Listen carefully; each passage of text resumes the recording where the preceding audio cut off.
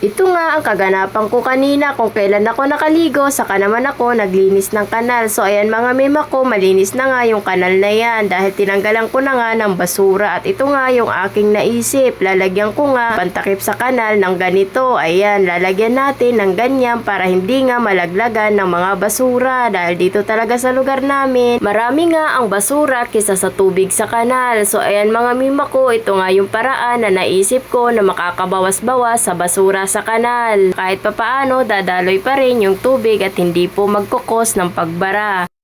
Nice! So yan mga mima ko, tinawag ko nga pala dito yung kapitbahay ko na siyang magluto sa mga order dahil nga may mga umu-order sa akin, hindi ko nga malutuan dahil dito nga busy din ako at wala nga katulong. At ako nga lang din ang gumagawa at nagpatulong nga rin ako na iangat yung bakal para malagyan yung takip. So ayan mga mima ko, bumili pa nga ako dito ng pangharang para nga malagyan ng harang yung bandang dulo at mahaharang na yung basura. So ito nga mga mima ko, ganun talaga, para-paraan na lang tayo. Hindi ko masabi na garante ang ginawa ko dahil gawang babae nga lang to.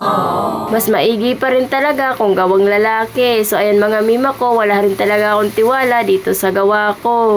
Dahil nga ako lang ang gumawa at hindi ko rin masasabi kung gaano ito katibay. So ayan mga mima ko, marami nga rin talaga ang nagsabi dito sa amin na maayos din yung gawa ko.